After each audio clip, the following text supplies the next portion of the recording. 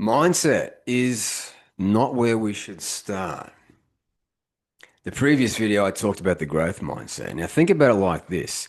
Let's just say that you got silent inflammation and you've got no clue. You could be like I was 7 years ago in an undiagnosed autoimmune disease process. And this is what's happening to your brain.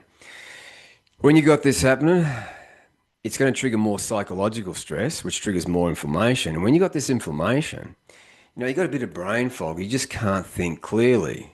You don't have a lot of energy, and that's because it's an evolutionary switch to slow you down, force you to slow you down so you recover. As you can see here, crosstalk between inflammatory pathways and neural circuits in the brain can lead to behavioral responses such as avoidance and alarm to alarm. Back over here, psychological stress. So you're getting this feedback loop of more stress equals more stress. And think about avoidance. You try and do that big thing out there, whatever it is for you. You see it as oh my God, look, I'll do it next week. I just don't have enough energy this week. And then the obstacles, they seem unsurmountable. You sweat the little things. You get frustrated in traffic. You're always triggered emotionally. And the effort, it's just like, Jesus Christ, man, what am I supposed to do? Well, I'm here to tell you today that you've just got this four cylinder. You put your foot down the gas pedal and you want to do well, but it's not your fault. You just haven't figured this out yet. Now, I can tell you that you can get here, but it could take some time. There's no magic pill for this. So if you want to understand the roadblocks from getting you that V8 engine. So when you put your foot down the gas pedal each and every morning, you've got the V8 grunt to get things done like a boss. I'm also going to talk about genetics here today because some people have won the genetic lottery. This is Dr. Rhonda Patrick. She's got a PhD in biomedicine, I think that it is. But listen to this. They're able to handle stress better. So they're able to, for example, you've heard of people that are like 100 and they've smoked cigarettes. And you're like, how have you smoked cigarettes for 50 years and lived to be 100? Like, what's going on there? Well, oftentimes people have this overactive FOXO3 where they can handle this smoking stress. They can handle, drinking a lot. They can handle just a poor lifestyle because they're able to detoxify things. They're able to clean up the mess, get the damage out. And so it's not accumulating and doing all this bad stuff. You're thinking in the back of your mind right now, well, shit, I just don't have those genes, man. Well, guess what? You can trigger those genes each and every day. And what's that going to do for you? It's going to stop this shit. For a lot of people, they've got no clue. This is playing out inside their body and their brain right now. It's called telomere attrition. So in a nutshell, when you're born, you got about 15,000 base pairs on the protective cap inside your DNA on the chromosomes. Now, if you're going through accelerated telomere attrition, you're losing your base pairs at an accelerated rate. So you're going to get to 70 and you're only going to have about 4,000 base pairs left. That means that you don't have a lot of life left to live. And to make matters worse, you look old, you feel old, and your brain is turning to mush. So number one, and I'm going to show you what you need to do here today, and also to trigger these longevity genes. You got to stop the accelerated telomere attrition and then trigger telomerase, which lengthens your telomeres, giving you more base pairs, then activates stem cells that come out with a full complement of 15,000 base pairs to repair tissues and organs, and then trigger the longevity gene. So you've got that advantage, like these people that can get to 100 and drink and smoke. So I'll also talk about how long it's going to take you. But today it's all about the barriers to being fully rebuilt. So we have to get through these barriers. And this is going to be a pretty big deep dive. Now, when it comes to kicking ass, we have to have a high functioning brain. Now, working with these experts for over 7 years now, this is what I've come to understand. We need all of these things. And I'm just going to focus in on a couple. I've spoken about how important testosterone is for men, especially men. We got to have the right ratio of testosterone to estrogen. But we've also got to have optimal DHEA, which is a neural steroid, dihydroepiandrosterone, thyroid, growth hormone, vitamin D, POMC. But right here, we got to trigger growth in the brain. So that's BDNF, nerve growth factor, and stem cells. Now, cholesterol. I'm going to demystify what cholesterol is today. Now, I've worked with a couple of pretty smart legends when it comes to cholesterol. Now, Dr. J, when he did his 5-year PhD, was on sex hormones and cholesterol. Now, one of my coaches is a professor and he's a cardiovascular pathophysiologist. You see, me and my wife and all of our kids have genes that predispose us to heart disease. So I'm leaving nothing to chance. And your brain, when you dehydrate the human brain, it is 60% fat. And of that fat, 25 to 30% is cholesterol. So I'm going to demystify that here today. Now, to trigger these longevity genes, we've got to get rid of the toxins. And I've spoken about that many, many times here on the tubes. We also have to have optimal NAD plus and also NADPH to trigger these longevity genes. So what I don't want is this typical 82-year-old brain. Do you see this here? That's fucking ataxia. And it can take 3 decades to get to a point where they ship you off to a nursing home and you've got no clue what's even going on. And what I want is a healthy 82-year-old brain. Now, just to go back to the fats inside the brain, when I was speaking to Dr. J quite a while ago now, he said this to me. So listen carefully. Yeah. You know, 1/3 of our brain, I used to do Alzheimer's research, Mark. I used to take out human brains, like I would do autopsies and stuff. Right. And if you dehydrate all the water in the human brain, 1/3 of it is DHA. Wow. You know, it's huge. So we got to have the right building materials. Now, when it comes to cholesterol, they talk about LDL, and guess what? That's not even cholesterol. It's just a fucking boat. So this is LDL. It's got a ApoB here. So that's the receptor for the liver to recycle it. Then you got fats in it. Then you got your cholesterol in it. But you've also got all these fat-soluble vitamins as well. Now, guess what the difference between HDL and LDL is? So as you can see here, this is HDL. So it's a protein boat. And this is LDL, a protein boat. So the core role of HDL is the cleaner. It removes toxins, oxidized lipids, excess cholesterol from the tissues, and it takes it to the liver. Now over here, cholesterol is the courier. It's delivering cholesterol, fats for the immune, up to your brain, as I mentioned there, these fats, these important fats to your brain, and also fat-soluble vitamins. Now, immune function, HDL, anti-inflammatory, it's mopping up LPS, and it's carrying antioxidant enzymes like PON1, so it's doing a lot of heavy lifting. And over here, this can be pro-inflammatory when it is oxidized. And we'll talk about what oxidizes it here today. Then as we're going down here, you can see that it's neutralizing bacteria like LPS, viral toxins, and it's clearing out oxidized phospholipids. And over here, LDL binds to bacteria and viruses also on LPS. Then, I mean, can you appreciate what these protein boats are doing? And this is well researched in the literature. Now, I'm going to play a video for you. This is Professor Ben Bickman. Now, he's a lipid researcher, researching fats like cholesterol. And this is what he says. They found that some of the longest living humans had high cholesterol levels. That's right. That's what the Sweden study found, for example. The paper just published a year or so ago. What were some of the most consistent themes? They had good glucose control and high cholesterol. I'm a great defender of cholesterol. It is a molecule of life. And so much depends on it. Mitochondria, for example.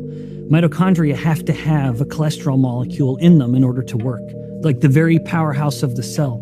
And the more you lower cholesterol through, say, drug interventions, the more you compromise the mitochondria. The sex hormones, all sex hormones are built on cholesterol. It's no surprise if someone takes a cholesterol-lowering medication, their sex hormones go down. This is why some men experience such terrible loss of libido, because he's becoming low testosterone because of the war on cholesterol. We don't have to fear cholesterol. We just have to better understand it. And as you can see there, the clinical insight, HDL, better survival from infection, better cognition, better detox, because it's helping you detox as well. LDL, when it's too low, higher mortality rates from things like sepsis and bacterial infections. So yeah, it's a good booster for the immune system. All right. Now, another thing that people are concerned about is saturated fat. This is stearic acid, and we have to get it through nutrition, eating the right fats. Now, as you can see here, it's doing a lot of heavy lifting. Now, another thing that I just want to pause and talk about briefly, when you burn body fat, a lot of it is saturated fat. So why would our body store something that's so toxic? It doesn't make any fucking sense to me whatsoever. So when you get enough stearic acid, what happens is glutathione synthesis goes up. That's the master antioxidant, detoxing heavy metals and a whole bunch of shit you don't want. And it's also triggering other antioxidant enzymes like superoxide dismutase, catalase. Then over here, it's triggering mitochondrial biogenesis 24/7 without you lifting a finger by default. And it's also creating plasmagens, which is extraordinarily important for brain health. Then also it helps with fluidity of the cell membrane. So just to wrap things up with the brain there, it's full of fat. The dry weight is 60% fat, and the brain contains 20 to 25% of total cholesterol, and a lot of it is in the myelin sheath there. So that is fast cognition. Now, you don't want MS, do you? Well, that's myelination right there. So I don't think we should start fearing fat and also cholesterol. Now, one thing that has to be on point. When I became a fully certified nutritional consultant, I did training with Dr. Daddis. He trained functional clinicians, and this was just his gut health. I also did his immune health, brain health, thyroid, food sensitivity. I went through all of them. Fascinating stuff. And this is what can destroy your gut. So the big focus here is stress, and paradoxically, when stress is up, your V8 hormones come down. So it's a twofer. It's a double whammy. Check it out. Chronic stress responses, more cortisol levels go up. That can really promote intestinal permeability. Any type of, and this is a diagram where we get into stress responses. So whether it's chemical stress, physical stress, you activate the stress response. The activation of the stress response really leads to decreased blood flow to the gut, an inability to regenerate intestinal cells, suppress intestinal immunity, a main immunoglobulin in the gut called secretory IgA goes down, and those things start to promote leaky gut. So stress is a big factor. Hormonal issues, thyroid, progesterone, estrogen, testosterone, those all have an impact on slowing down the regeneration of gut healing. So significant hormone insufficiencies can make it harder to heal a leaky gut. So when someone has hypothyroidism or estrogen deficiency or testosterone deficiency, progesterone deficiency, if they don't have those hormones, they may not be able to dampen the inflammatory response to their gut. Hormones are really critical for damping inflammation in the gut, and they also are important for regenerating the intestinal lining. So if those two things are out, then this is what happens to our brain. All right, so your gut has the enteric nervous system. It's speaking to every organ in your body. You know, heart disease over here. So if your gut's sick, you know, you got plaque in your arteries, hypertension, high blood pressure, right here. Your endocrine axis, your hormones, thyroid included. But up the top here, man, I'm you know, look at it. Stress, anxiety, depression. Now, a lot of people have got IBS and they've got no clue. You know, a bit of bloating, distension here, puffiness, and a bit of gut pain there. Well, you have issues. Needs to be corrected. And cognitive decline. So you saw that image there of ataxia in the brain, right? This could be happening. Things like schizophrenia and autism. So it is no joke. Another thing that I didn't understand until I went through and did all this training as well, if you do have immune dysregulation, you won't be sleeping very well. Now, look at what melatonin does. Now, we all think that it's the sleep hormone, and it is that, certainly. But guess what else? At nighttime, it's working hard for you, very hard for you. So neuroinflammation down, cholesterol, right? Healthy cholesterol system, the cholinergic system, rest and digest, anti-anxiety. Neurogenesis goes up, so you have a healthy, thriving brain. And as I mentioned with the telomere attrition there, it stops cellular senescence. Mitochondrial dysfunction goes down. We'll talk about the mitochondria too. Homeostatic balance of calcium, and which is super important. Then what about insulin? Like insulin has been implicated in a lot of pathologies. And if you want to get the body, that 12% body fat that you want, well, we need healthy insulin. Now, inside the brain there, it's cleaning out all these toxic proteins. So you wake up the next morning, ready to fucking go. Now, if you've got immune dysregulation or you've got a bit of inflammation going on, that's not going to happen. So you might think you've slept well, but you truly haven't. You haven't slept well. So you have to make sure we get that on point. Now, a big thing that causes telomere attrition in humans is what's called advanced glycation end products.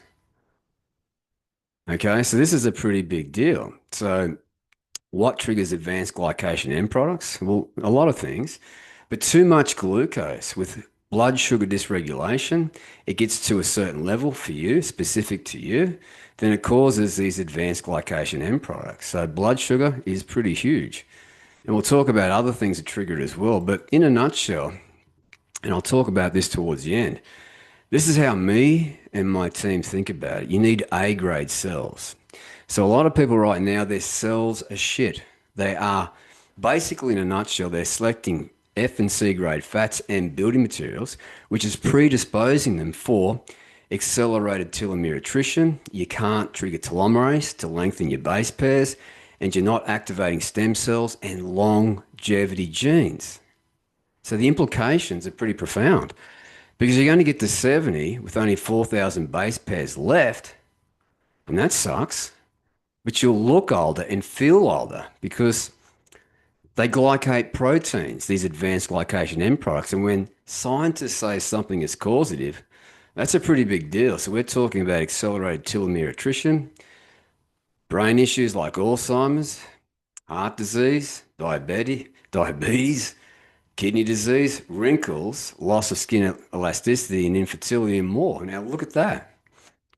AGEs. And guess what else telomere attrition does to your heart? Wow. So telomere attrition, cellular senescence. So we're talking about plaque in your arteries, coronary artery disease, stroke, aneurysms, they're on the rise, peripheral artery disease, so edema. Your ankles are swelling up, you're a bit puffy and bloated, and eventually heart failure. So we don't want any fucking part of that.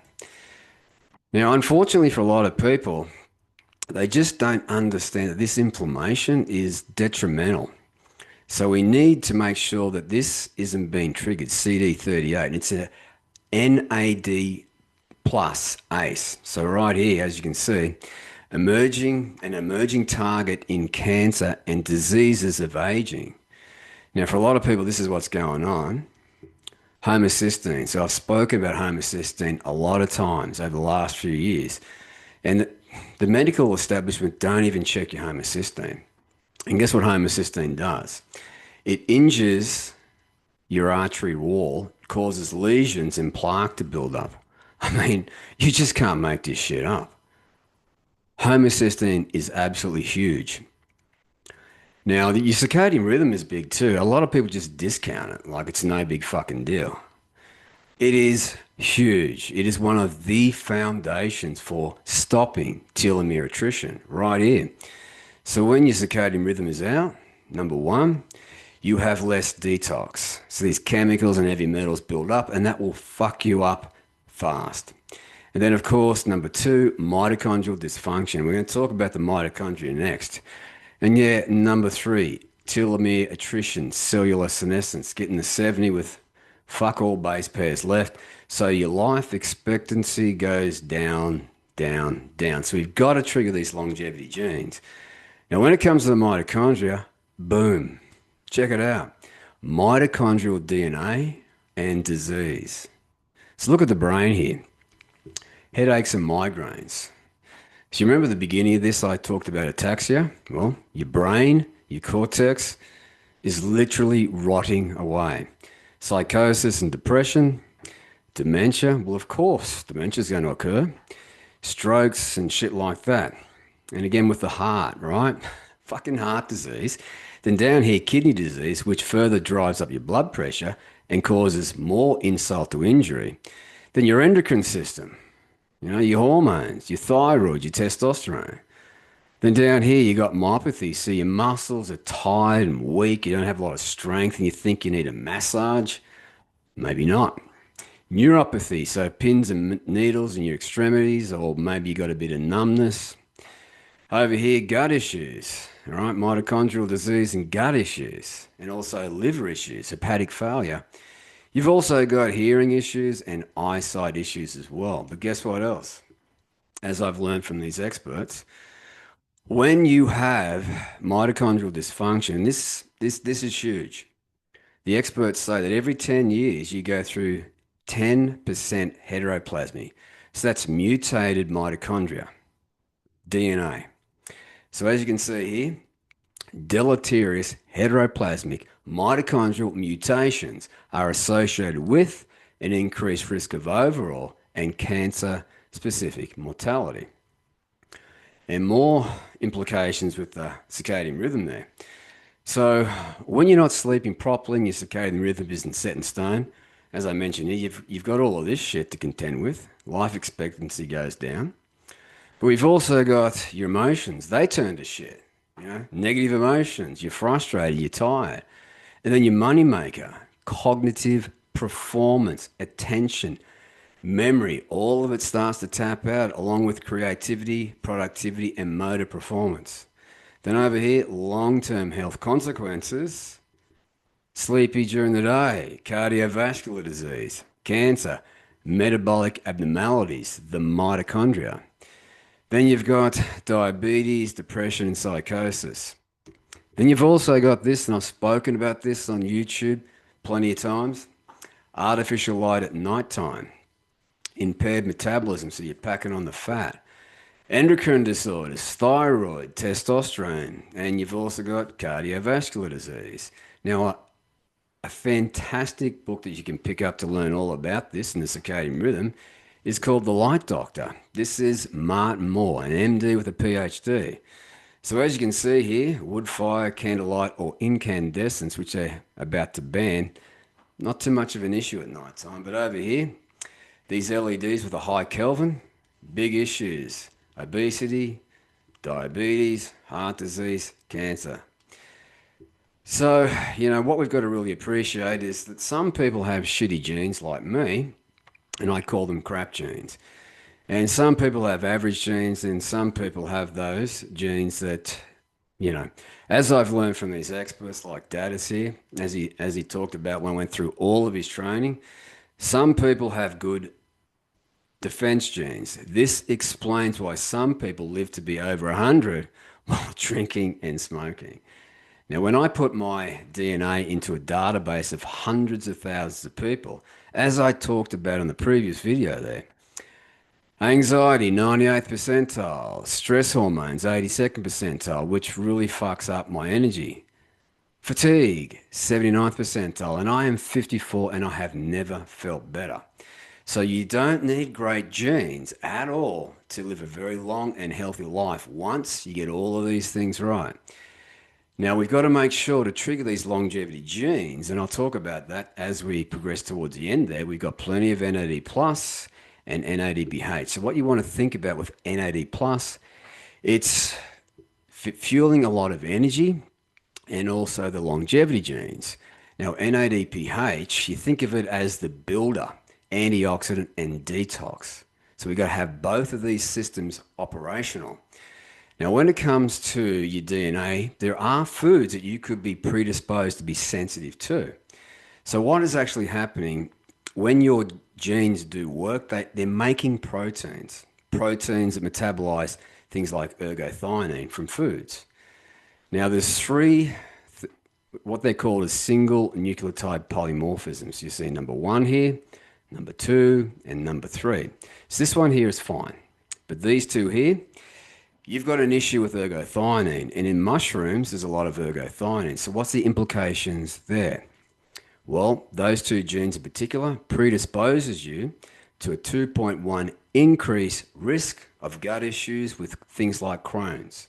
So all that's happening here is when your DNA makes a protein, this altered protein, which is called a SNP, it's just altered. So it doesn't work efficiently. So once we understand that, we can make smarter choices about foods. And just to show you a couple more issues, nightshades. This is a category of foods that I'm sensitive to. I've got 2 SNPs for nightshades. So we're talking histamine goes up, which is going to crush you. Your inflammation goes up. So aging, losing your base pairs, as we've talked about there.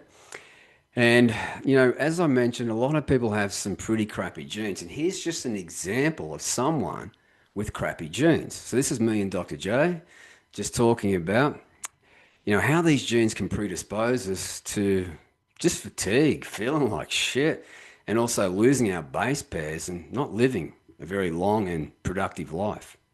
You know, you want to know what's causing fatigue? Here it is. Nightshades are definitely contributing. So these nightshade, definitely contributing, but also the anxiety with the caffeine.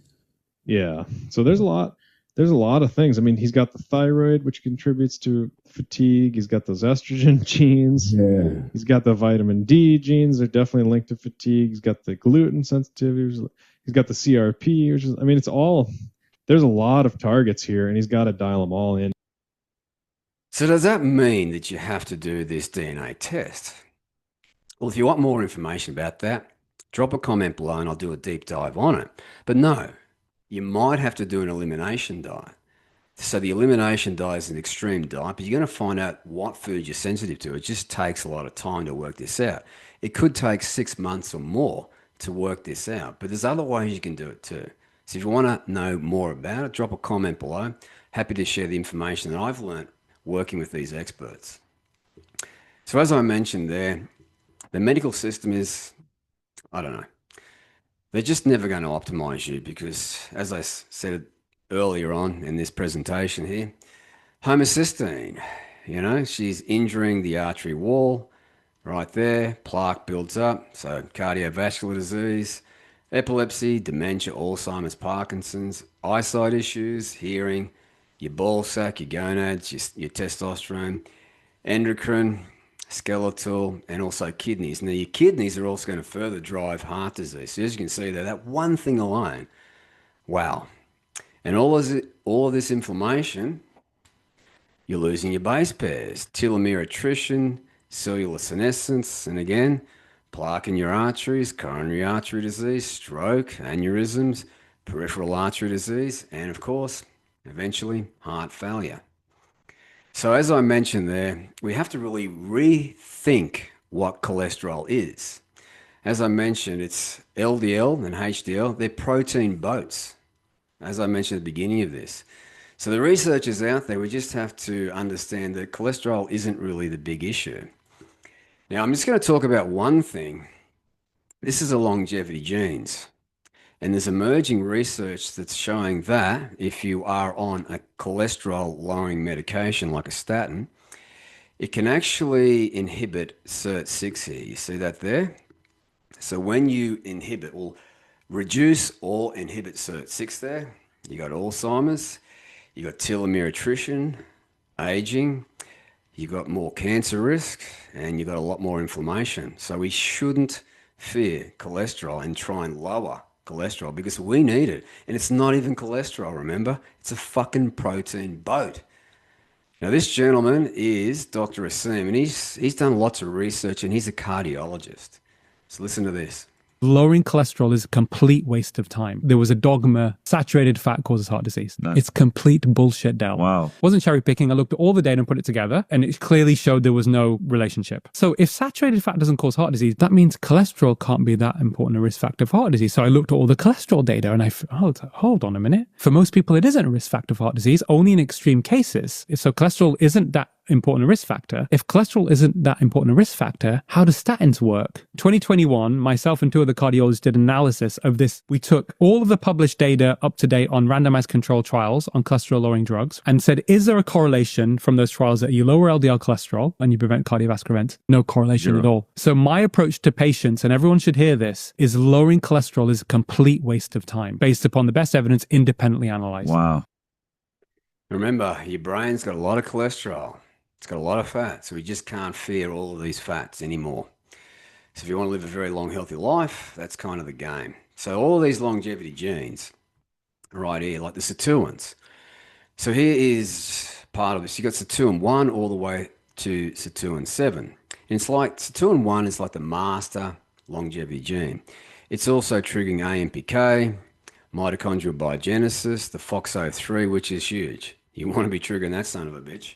And also NERV2. So all of these need to be upregulated. And guess what?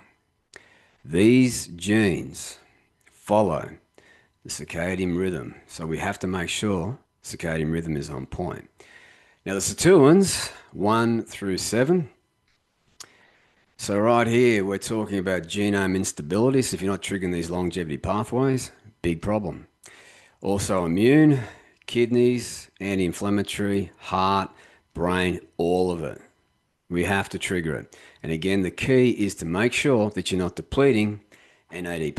So there is a lot of the things that will lower NAD+. So when you got inflammation, it activates that CD38 enzyme. Remember, it's that NAD plus ACE enzyme. And it can just burn through NAD+. And when that happens, you're shit out of luck in a nutshell. So chronic stress, mental stress, or stress in your body because you're eating the wrong foods, circadian rhythm is out, you're not exercising, you got a high deuterium diet, so your deuterium content is over 130 parts per million. I've done videos on that here on the YouTubes. You're activating the Randall cycle too often, poor sleep, circadian disruption, the blue light, all the toxins, and too much carbs for you. So there's a lot of things we need to get on point there. So in a nutshell, as I mentioned there, for a lot of people, they are constantly depleting NAD+. They're not triggering the longevity genes, and they've got mitochondrial dysfunction. So as we can now appreciate, the mitochondria are mighty important. So right here, all of this needs to be on point. And again, we don't need to have the lead genes. We just need to optimize for our own physiology. So I can tell you myself, because I was in an autoimmune disease process and I had no clue, and I was blowing smoke. I had asthma, gut issues, skin issues, arthritis. All of this was playing out. And it's taken me 6.5 years to figure this all out, working with a lot of experts over the years. And along the way, I became a fully certified nutritional consultant. Now, having known everything that I know today when I was over here, instead of taking me quite some time, I believe that it would have only taken me 6 to 8 months to fully correct everything that was going on inside me. So what I'm going to do on the next video, so this is going to be a 2-part video, we're going to talk about what you need to do. So this is just a big 30,000 foot view to show you that, yeah, you don't need elite genes, and it doesn't matter what age you are. We need to make sure we are fully optimized. Everything, the circadian rhythm, exercise, the foods that we're eating, making smarter choices, and not fearing cholesterol. Remember, it's just a protein boat. And this protein boat, just to refresh your mind, let me just head back up to the top up here and just show you what it's actually doing. So HDL and LDL are doing all of that. So you might want to pause that screen and take a screenshot, because we have to really rethink cholesterol, because it's doing a lot of heavy lifting, and our brain is full of fat. You dehydrate the brain, it is 60% fat, and 30% is DHA, the omega-3. So we've got to make sure we've got the right building materials. We're also giving it growth signals. We've got a strong mindset, the circadian rhythm, we're cleansing it. So I'll talk about that on the next video. So legends, I hope you found this informative, and yeah, we can do better, but we have to think better and not be afraid of everything that we've been indoctrinated to be afraid of. All right, so there it is.